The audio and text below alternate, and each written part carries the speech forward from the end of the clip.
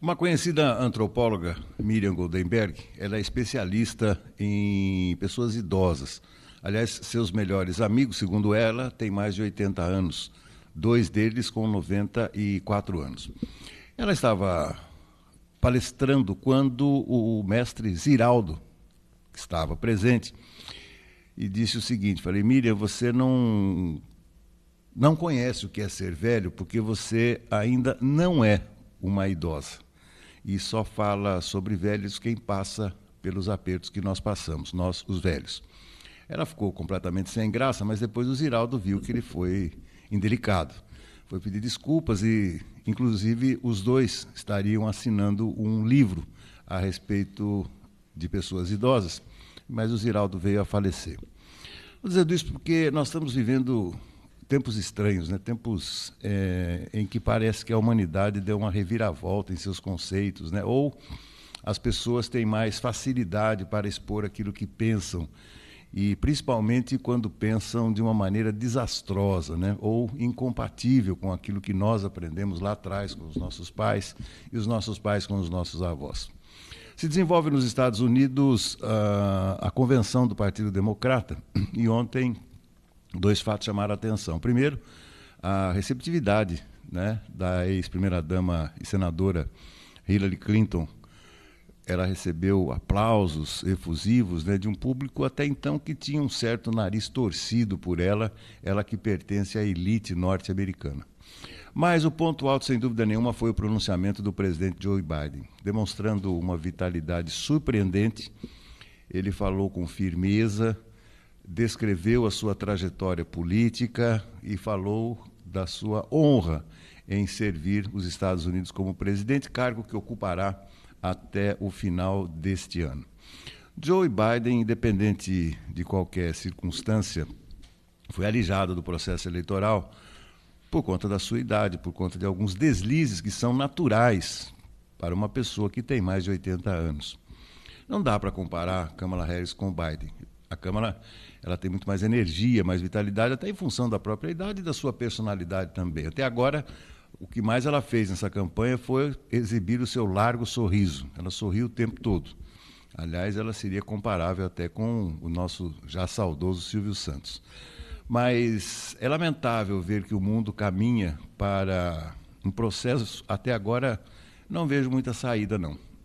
Ficar velho, envelhecer, principalmente no Brasil, é uma experiência que causa e causará muitos aborrecimentos, dores, frustrações e deixarão as pessoas mais velhas ainda mais tristes do que elas aparentam quando se aproximam do fim da existência.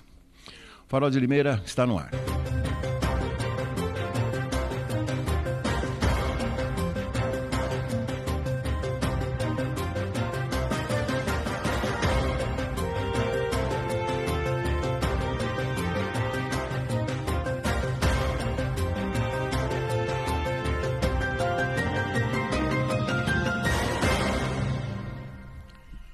Terça-feira, 20 de agosto, ano é 2024. A partir de agora, mais uma edição do nosso Farol de Limeira. Vou bater um papo com o José Antônio Encinas, que já está sintonizado conosco. Alô, Encinas, seja muito bem-vindo. Um abraço. Outro abraço para você, Beto, e para todos que acompanham o nosso Farol de Limeira. O Encinas, o César está de férias essa semana, está de folga, né? Então ele falou, fala para o Encinas me Isso. substituir aí, falar um pouquinho de esportes, mas falaremos na sequência do nosso bate-papo. Antes, você tem um caso surpreendente aí para nos contar. Isso mesmo, Beto. No último sábado, aconteceu uma confusão, né, que terminou com a morte de um cachorro, Beto, ali no residencial Village, né, próximo ao Santa Adélia, Beto, naquele bairro, né, um pouco mais afastado, que fica na sequência ali da rodovia Limeira-Piracicaba. Bom, algumas pessoas estavam num bar, Beto, ali naquele local, e na frente do bar tem uma pracinha. E aí estava lá naquele local um homem e seu filho. E tem um cachorro, Beto, que ele é um cachorro tipo comunitário, né? Que ele não tem um dono fixo, mas que os vizinhos do bar ali, o próprio dono do bar, acabam alimentando esse animal e ele fica por ali, né? Sempre ali na frente desse bar. Segundo uma versão do pai do menino, o cachorro teria avançado sobre o seu filho e ele ficou enfurecido, Beto, acabou pegando uma faca e esfaqueou o cachorro ali na frente do bar e acabou matando o animal, né? E as pessoas que estavam ali em volta, Beto, tanto no bar como na pracinha, ficaram revoltados com a atitude desse homem, né? Que acabou matando ali esse animal. Inclusive, no bar, Beto, tem uma câmera que mostra o momento em que ele sai ali da praça, vai até o animal e acaba esfaqueando ele, um cão que estava ali deitado na porta do bar, né? Então, isso causou uma revolta entre as pessoas que estavam ali.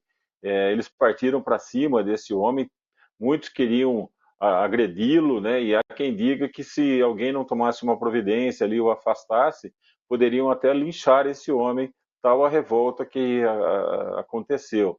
Ele teve até o pneu do seu carro furado ali, rasgado, né, com uma outra faca, pelos populares que estavam no local, ameaçando ele de morte.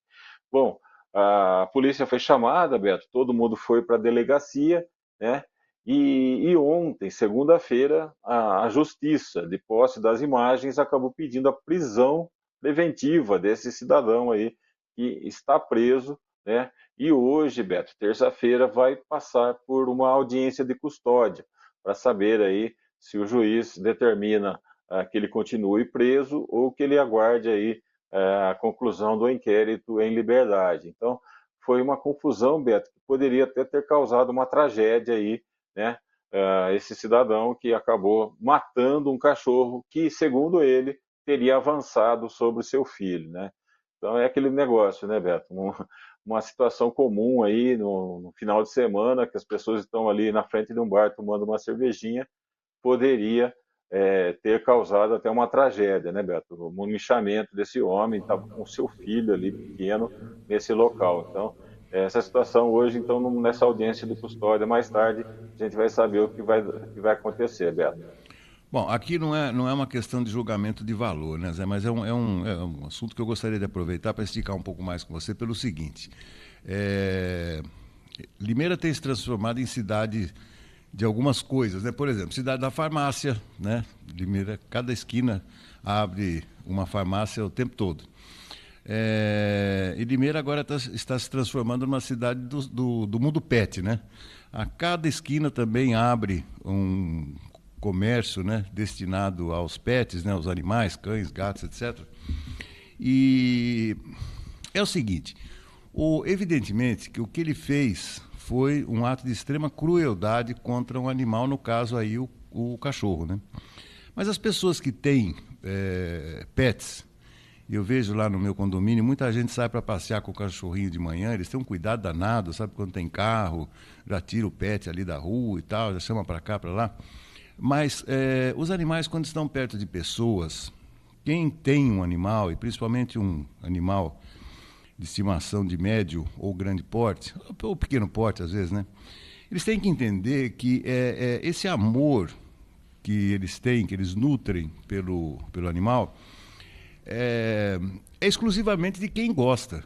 né? Tem gente que simplesmente não gosta de animal. E não tem problema nenhum, né, Zé? Quem gosta, quem Sim, não sim. gosta, cada um faz o que quer. O que não pode, evidentemente, é você fazer um ato de crueldade como esse que esse Sim. cidadão fez, né? Isso. É. Mas há de se levar em conta também, quer dizer, aparentemente, pelo que você fala, isso aí é um cachorro sem dono, né? Que ficava ali na Sim, porta do sim. bar. Eu Ficava na conheço, porta do bar.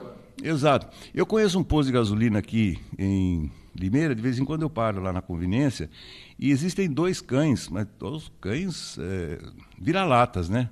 Sim. Grandes, mas não fazem absolutamente mal para ninguém. Aliás, de todo esse tempo que eu frequento essa conveniência, eu vi esses cães latindo em uma única oportunidade. Eles ficam dormindo o tempo todo. Sim. E um desses cães foi atropelado esses dias, não sei se, né, involuntariamente e tal, mas todo mundo lá do posto quis tratar dos dois cães, né? Mas voltando ao tema em questão. Então, quem possui um animal deve ter um extremo cuidado, porque vai se deparar certamente por pessoas que se assustam com o tamanho desses cães. O, a Fabiana, minha enteada, ela é casada com um sujeito muito bacana, com o Tiago Feitosa, e ele tem um cão extraordinariamente grande. Late o tempo todo. E eles têm 3 filhos, né? 3 crianças ali, tá? Eles, assim, eu vejo, tal, de vez em quando eu levo a Márcia ali, vejo aquele cachorro latindo, né? Mas aquele latido, Zé, que sai até baba, sabe? Assim, de tão bravo que é esse cachorro. Mas é bravo com estranhos. Depois que a Márcia chega lá, Sim. claro que ele prende, né? Tem um negócio para prender, mas me assusta muito, principalmente por Aham. ter criança Sim, sim. dentro de casa. Eles têm um bebezinho agora e tal. Então, que fique esse alerta, né? Quem não é o caso. Esse cachorro aparentemente era um cão sem dono. Mas quem possui animal deve ter o tal simancol, porque tem pessoas que se assustam, que têm medo. Você vê aquela escritora que também foi vítima de ataque de animais, aquela escritora reconhecida, que eu não me lembro o nome agora, perdeu inclusive um braço. Então, Sim. é isso aí. Animal é animal, Zé, não tem jeito. Se os seres humanos fazem É, atrocidades, os animais também estão sujeitos a fazê-las.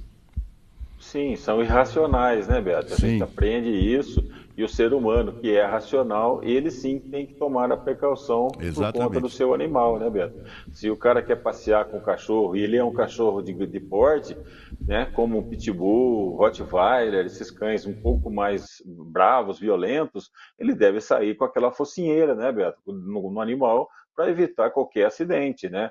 Para também não deixar as pessoas que estão caminhando na rua com medo daquele animal. A gente percebe muito isso, né? Tem pessoas que adoram fazer caminhadas e quando se deparam com um cão solto na rua, Beto, a pessoa fica sem saber o que fazer, se ela continua andando, se ela para, se ela corre para trás, ou seja, é uma situação que não poderia acontecer, né? Então os tutores, aí, os donos desses animais, têm que agir com racionalidade, né? Pensar que o cão ele pode ser dócil com o seu tutor, mas na rua, numa situação aí em que ele pode levar um susto, um carro dar uma freada ou uma buzina, pode despertar nele, né, Beto? Aquele instinto do animal de atacar alguém, né? É isso que o tutor tem que pensar sempre e seguir as regras aí, sempre colocar uma focinheira nesse animal para não acontecer nenhum acidente aí de acabar aí atacando uma pessoa. Zé, vamos lá, para a gente fechar então, uma rápida passada. Hoje é terça-feira. Antigamente a gente falava que terça Teremos não era dia de futebol. futebol, né? Mas terça é Mas dia de futebol, né? agora é, né, Beto? Teremos hoje jogos tanto pela Libertadores quanto pela Sul-Americana, Beto. Pela Sul-Americana, hoje tem Corinthians, né, Beto? Corinthians contra o Bragantino. O jogo vai ser na Neoquímica Arena. Corinthians venceu o jogo de ida na semana passada por 2-1, partida que foi realizada lá em Ribeirão Preto. Então, o Corinthians joga por um empate hoje para seguir adiante, né? Se perder por um gol, a partida será definida nos pênaltis. Também hoje, Beto, teremos, deixa eu ver se tem mais algum brasileiro, né? Não, hoje dos times aí da Sul-Americana, só o Corinthians que entra em campo. E pela Libertadores, aí sim, Beto, teremos aí a definição das oitavas de final em relação ao Atlético Mineiro, né? na semana passada ele empatou com o San Lorenzo lá na Argentina, né, o time do Papa, né, Beto? Por 1-1. E hoje joga em casa na Arena MRV, às 21h30, precisando aí de uma vitória para chegar às quartas de final. Outro grande jogo hoje, Beto, envolve aí Fluminense e Grêmio.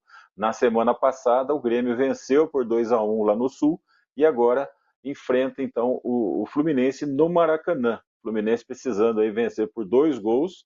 Se vencer por apenas um, também teremos decisão por pênaltis. Então é isso, Beto. Hoje teremos esses 3 jogos aí muito importantes, né, envolvendo o Corinthians na Sul-Americana e outros 3 brasileiros aí jogando a sua sorte para chegar às quartas de final. Atlético Mineiro contra o São Lourenço e o clássico brasileiro aqui, Fluminense e Grêmio, né? Então, grandes jogos hoje à noite aí para a gente assistir, Beto. Realmente. Corinthians e Bragantino jogam na Neoquímica? Na Neoquímica. Isso, semana passada o jogo foi em Ribeirão Preto, né? Porque o estádio do Bragantino não tem aquela capacidade de 20 mil pessoas. E o Corinthians saiu na frente, né? Venceu por 2-1. E hoje tem a chance aí de jogar por um empatezinho para chegar às quartas de final da Sul-Americana, Beto. Bacana, bacana. José Antônio Encinas, que falou em nome de Vitória Contabilidade. Está com problemas fiscais, meu amigo? Procure o pessoal de Vitória Contabilidade. É isso aí. José Antônio Encinas, muitíssimo obrigado pela resenha. E amanhã tem Verdão e Flamengo, é? Amanhã é Botafogo, né, Beto? Botafogo e Palmeiras, Botafogo, né? Não, semana passada foi no Rio de Janeiro. Botafogo venceu por 2-1.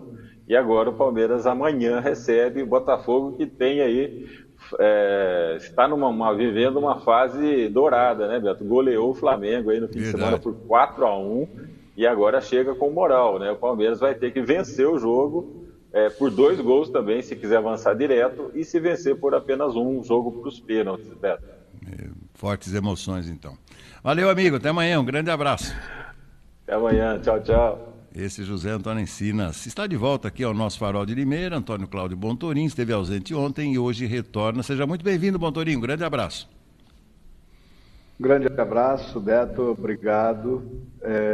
Um grande abraço a todos que nos acompanham aqui pelo Farol de Limeira, né? Bom dia a todos também. Então vamos continuar aqui, né? Então, que você está vendo aí dos animais, né? É bastante complicado mesmo, né? Eu acho que responsabilidade é tudo. E o adestramento também, né, Beto? Porque quando você tem violentos, ou seja, animais que têm um instinto mais violento, se você adestrá-lo com cuidado e com amor, com bastante atenção, ele não fica feroz, né? Ele é bravo por natureza, né? O Rottweiler, ele foi proibido de ter procreação na Inglaterra, né? Então, os animais são o mais violento de todos, o mais perigoso, que seria o mastim napolitano, que é um dos maiores cães do mundo também, né?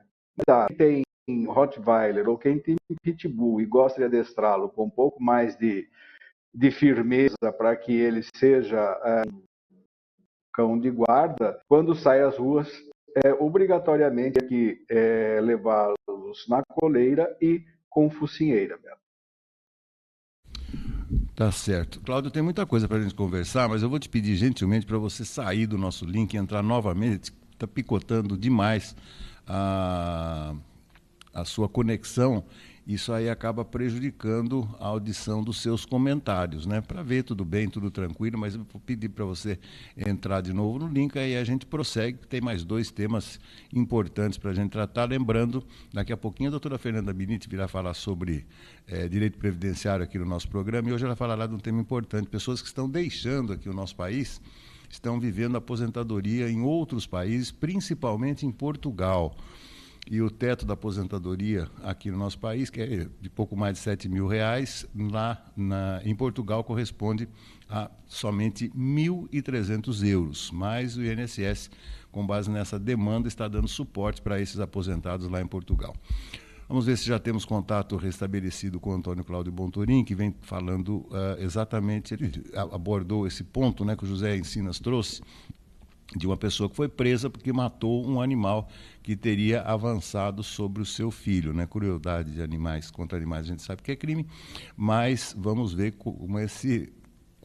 como se dará o desfecho desse caso. A pessoa foi presa, quase foi linchada, ou seja, quase acontece uma tragédia por conta de um homem que se assustou com a presença de um cão que teria avançado, repito, em cima do seu filho.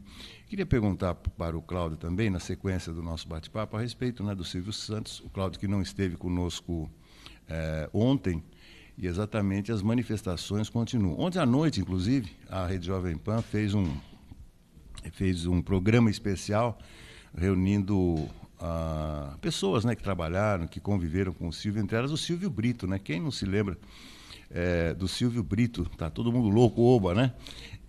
Mas vamos voltar. Então, Cláudio, eu estava falando exatamente sobre a questão do Silvio Santos, você estava ausente ontem, tenho certeza que você tem algo a contribuir em relação aí à morte, né, do dono do SBT, esse comunicador insuperável. Vamos lá. Pois é, Beto, um dos maiores comunicadores, né, junto com o Chacrinha, né, fez parte dos grandes profissionais da comunicação brasileira, e eu acho que ele teve uma fatia muito importante nessa área de comunicação, que é a nossa área, né?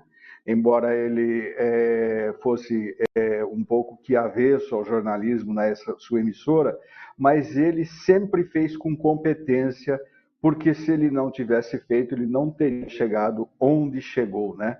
Uma das que me recorda muito a questão do Silvio Santos são os seus programas na Globo aos domingos, né? Começava às 11 horas e até às 8 horas da noite.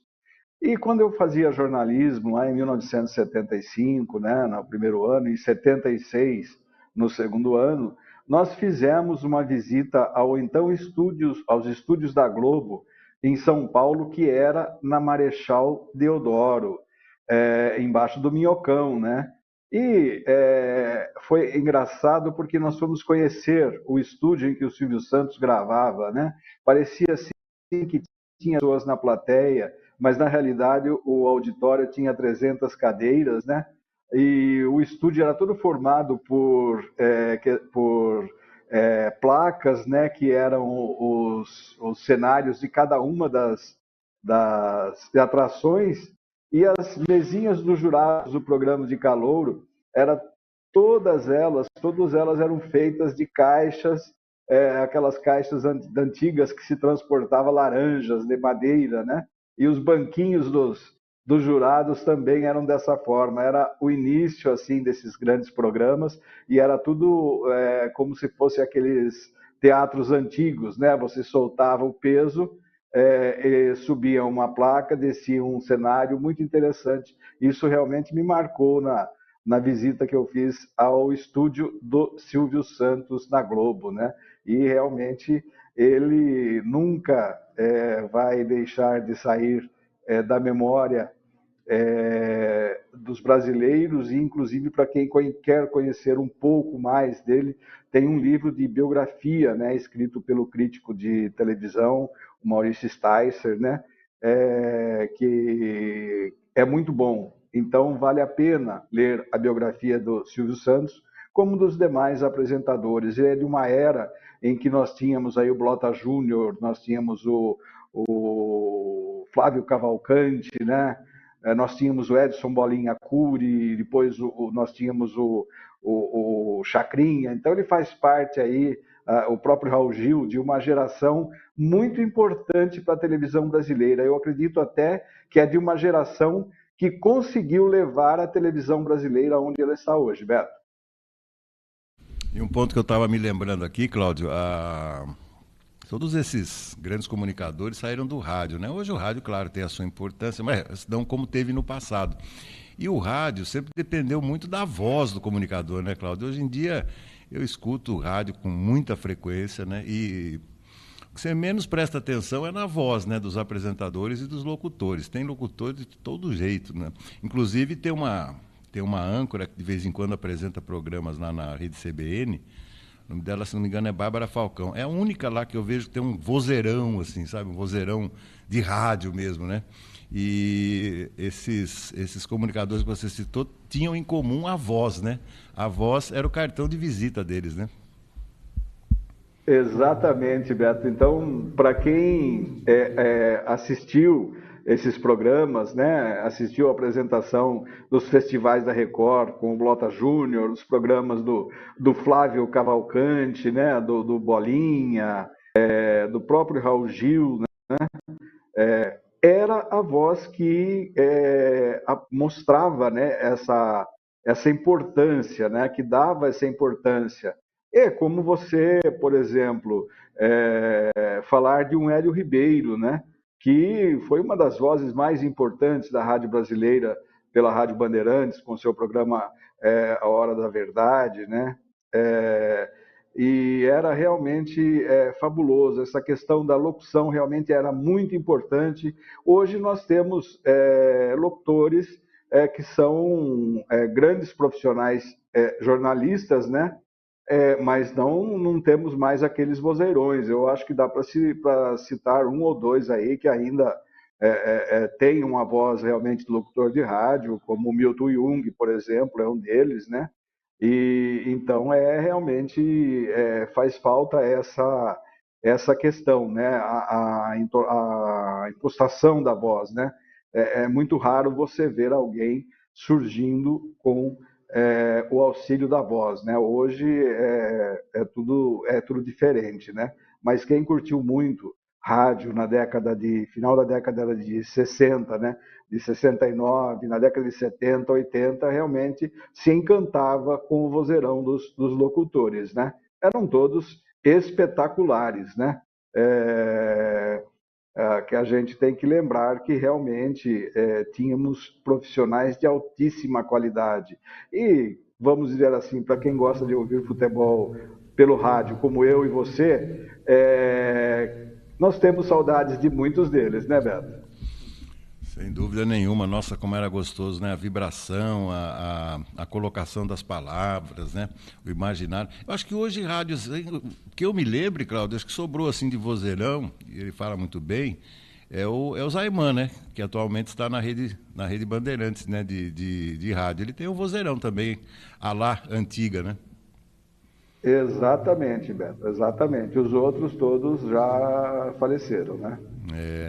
O próprio filho do Datena tem um programa na Rede Bandeirantes, é um programa dinâmico, mas não tem nem a voz do pai, né? Nem se assemelha à voz do Datena, né?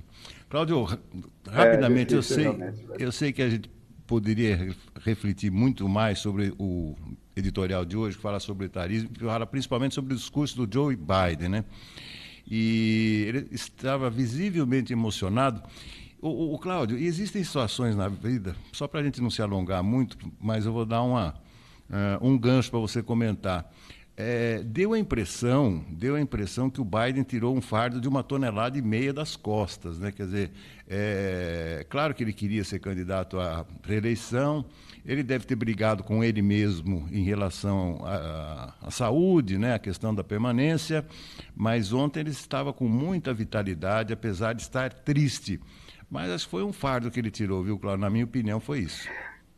Então, Beto, é bem provável que tenha acontecido isso mesmo, né? Mas se ele tivesse se comportado como ele comportou ontem no discurso, naquele fatídico debate com o Trump, no primeiro debate, eu não sei, ele não teria sido tirado da candidatura.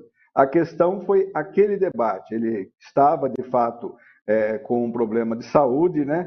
Mas ele deixou muito a desejar, ele titubeou muito, e infelizmente a gente está percebendo que essa questão do etarismo está dominando toda a sociedade brasileira, Beto. Nós vamos ter grandes problemas aí pela frente com isso, né?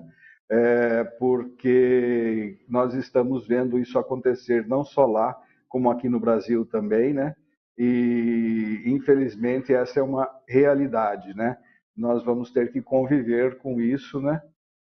Porque está se tornando um hábito muito perigoso, né? Estão deixando de lado a experiência de grandes profissionais por causa dessa questão da idade. Infelizmente, nós temos que brigar muito com isso, nós temos que trabalhar muito nessa questão de opinião, justamente para tentar minimizar essa situação, né?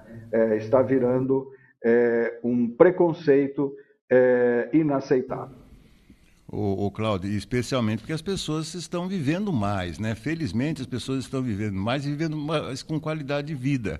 E a impaciência no trânsito, por exemplo, eu já fui vítima de pessoas que, né, parecem que pelo fato de eu estar dirigindo mais devagar, eu não tenho condição de dirigir. É um negócio absurdo, né? Quer dizer, eu, inclusive, estou renovando minha CNH agora. Então, essa impaciência com as pessoas mais idosas, isso aí vai causar muito constrangimento, muito aborrecimento. Você tem razão, viu?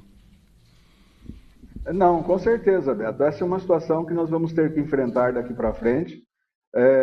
Nós vamos ter que enfrentar com bastante cuidado, mas também enfrentar com informação para tentar mostrar que a idade não é empecilho, ela pode ser um empecilho físico, né? Porque as pessoas, a gente vai sentindo, né, esse poder, né, que a idade tem sobre a gente, na questão física, por exemplo, mas enquanto você mantém a mente sadia, a mente funcionando, a cabeça em ordem, você tem a experiência a entregar, né? E é isso que está acontecendo. As pessoas estão começando a desprezar essa experiência intelectual. Infelizmente, isso é muito triste, é muito perigoso.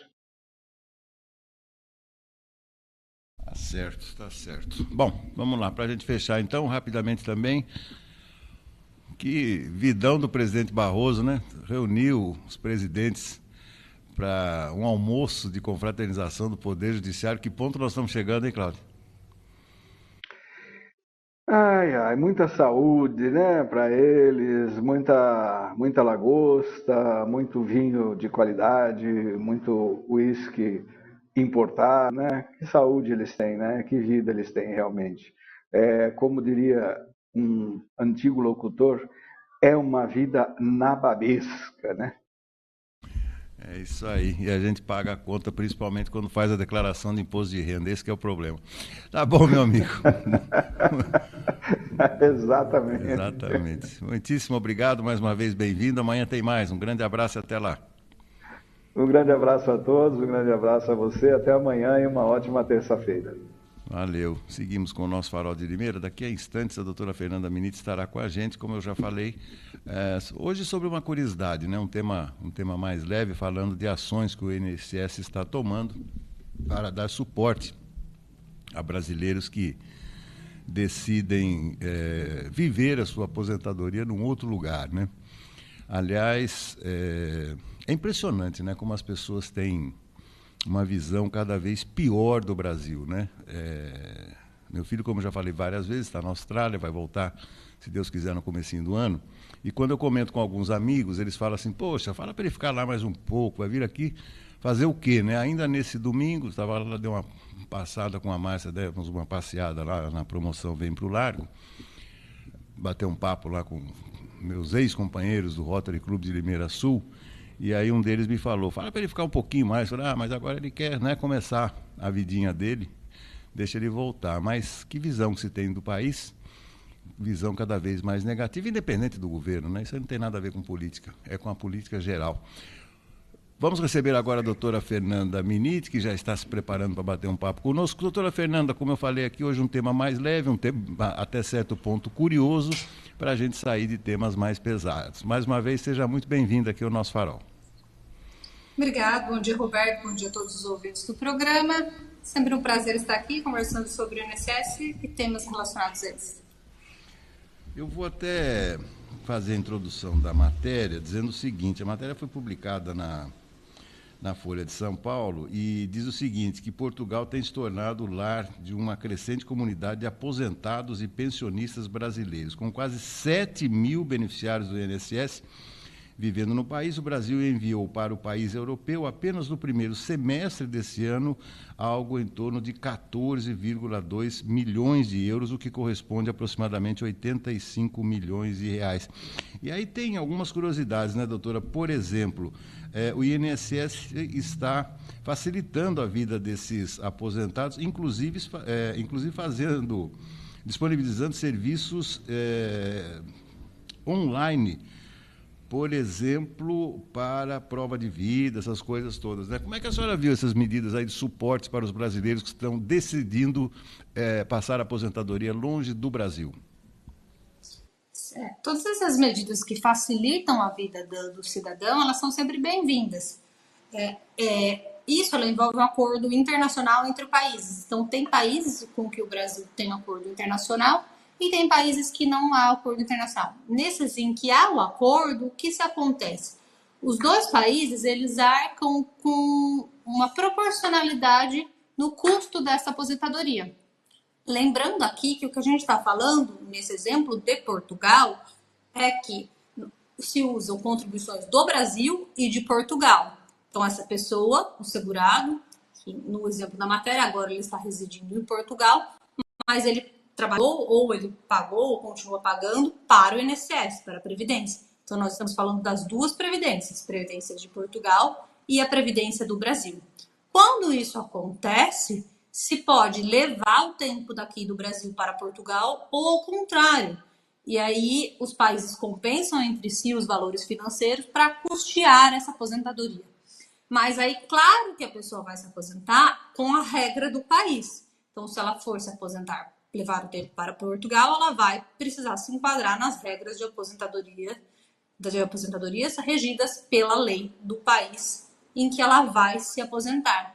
Por que eu estou falando isso? Porque, por exemplo, uma vez uma pessoa me procurou que era viúva, ela era viúva de um americano que recebia benefício, ele era aposentado e ela queria solicitar a pensão por morte dele. No caso dela, ele nunca tinha feito nenhum trabalho, nenhuma contribuição ao INSS. Então, não era essa aposentadoria que envolve acordo internacional dos dois países, e sim apenas a pensão por morte apenas do país, dos Estados Unidos, que não haviam contribuições entre os dois vínculos dos dois países, ou seja, só dos Estados Unidos. Então, ela não passa pelo INSS, não usam as regras do INSS, regras de acordo internacional, nada disso. Aí basta o caso, né? Bastava ela ir até o consulado, a embaixada americana, e fazer o procedimento dali para ela receber o benefício. Então, sempre que a pessoa trabalhou em mais do que um país, ela pode usar esses períodos trabalhados para ela se aposentar no país ali que ela queira.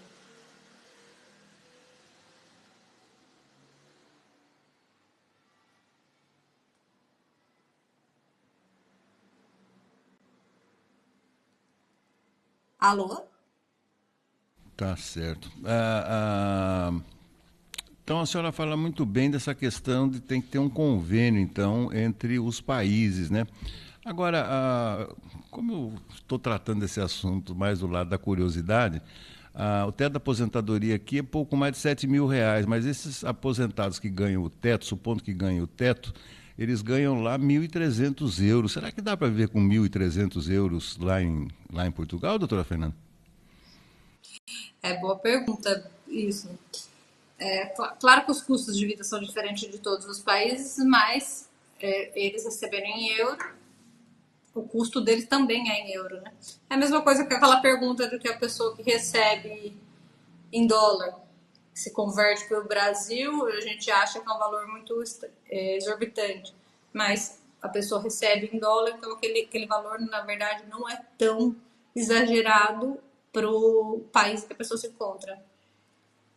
Se fosse 1.300 euros, pensando, se fosse comparar com 1.300 reais, seria pouco para essa pessoa sobreviver. É. Recebe também o custo de vida, é um negócio diferenciado também. Agora vai uma última curiosidade, doutora. O INSS ele só reconhece trabalho que é feito no Brasil, né? Não dá para importar, para efeito de contagem de tempo de contribuição de serviço, alguém que trabalhe fora do país, é isso, né? Tem, se quiser, a gente pode até marcar um dia para explicar exatamente sobre isso. Existem possibilidades de pessoas que trabalham fora. O brasileiro que trabalha no exterior, aí tem o brasileiro, por exemplo, que trabalha em entidades, como por exemplo na ONU, aí mesmo não morando no Brasil, pode receber o benefício, ele é regulamentado pela legislação previdenciária brasileira. Então tem algumas, se não me engano, são 7 ou 8 hipóteses que estão previstas na Constituição, da hipótese do brasileiro que está no exterior. Poxa, é bom saber, viu? É uma curiosidade. Tem muitos brasileiros que passam algumas temporadas fora aqui do nosso país. E meu filho, por exemplo, já está há quase 3 anos lá na Austrália. E que tipo, né? Que tipo de atividade, que tipo de serviço pode ser computada, né? Interessante. Vamos marcar uma rodada só para discutirmos isso, doutora. Pode ser? Sim, claro. Outro exemplo sobre isso é o brasileiro que ele trabalha na empresa brasileira. Então, é diferente do brasileiro, ele foi contratado numa empresa americana, ele não tem vínculo aqui com o Brasil, mas ele trabalha numa empresa brasileira que está no exterior, aí ele também vai ser regido pela legislação do INSS. Mas são várias hipóteses, tem exceções entre elas, entre o destrinchamento desses incisos que a Constituição Federal regulamenta do brasileiro no exterior. Tá bom, beleza. Muitíssimo obrigado, doutora Fernanda, mais uma vez, por sua gentileza, os seus conhecimentos aqui no nosso Farol de Limeira. Quero lhe desejar uma ótima semana e até a semana que vem. Muito obrigado. Obrigado, igualmente, até a semana que vem. Até mais. Muito bem, essa é a doutora Fernanda Miniti conversando conosco sobre direito previdenciário. As pessoas estão saindo aqui do Brasil, né? Cada vez mais saindo desta confusão. Rápido intervalo, depois a conclusão do nosso programa de hoje com o comentário de Ricardo Galzerano e eu volto amanhã.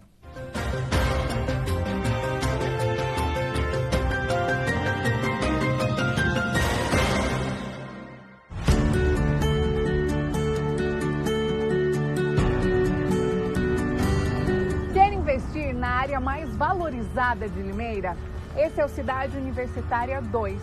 Todo o sucesso do Cidade Universitária 1, agora em seu segundo e último módulo.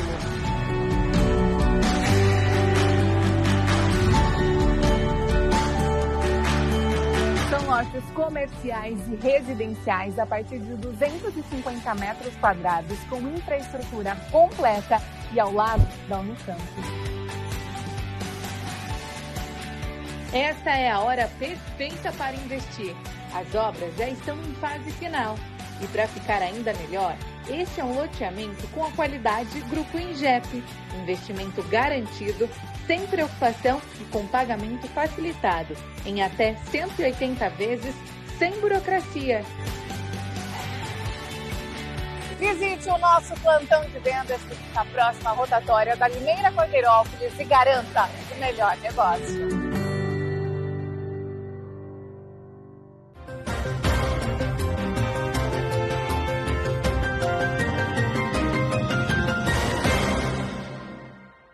Tenho percebido umas coisas ultimamente e eu postei sobre isso na minha coluna da Jornal Gazeta de Limeira na sexta-feira, que são alguns produtos que eu uso dentro de casa que eu estou sentindo que tem vindo com quantidade menor, com volume menor. E foi isso que eu escrevi. E para minha surpresa, inúmeras pessoas mandaram mensagens para mim concordando com isso. Donas de casa, principalmente, têm sentido que os produtos de limpeza e da área alimentícia têm vindo com volumes menores, das embalagens iguais a de tempos atrás. Um dono de uma oficina mecânica falou que os produtos também que ele utiliza para limpar motores, para cuidar da parte de mecânica, também tem vindo com menos. E todas essas pessoas falam, só que os preços continuam subindo. Com quem se conversa, fica indignado. As pessoas falam, eu estou vivendo para comer. Tão caras estão as coisas nos supermercados. E, além de tudo, indo com volume, tamanho menores. Você precisando repor mais rapidamente. Ou seja, mais gastos. Aí eu pergunto, cadê os órgãos de defesa do consumidor? Cadê? E também cadê o povo brasileiro? Uma vez, há muito tempo atrás, tinha uma personagem da Praça é Nossa, que ela falava, o brasileiro é tão bonzinho. Eu estou achando que o brasileiro é tão bonzinho porque o brasileiro não reclama. Aí alguém me alertou. Não está reclamando porque nós estamos vivendo uma era de medo. Qualquer coisa que você reclame com relação a governo ou a órgãos ligados ao governo, você teme. E isso é muito ruim. Nós precisamos perder o medo de falar o que pensamos, o que vemos, o que sentimos no dia a dia e principalmente o que sentimos em nossos bolsos.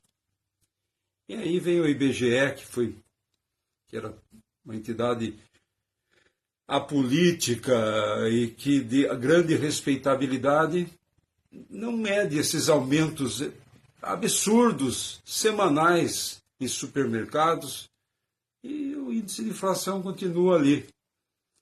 Tem gente que diz que, inclusive, o IBGE já está aparelhado ideologicamente.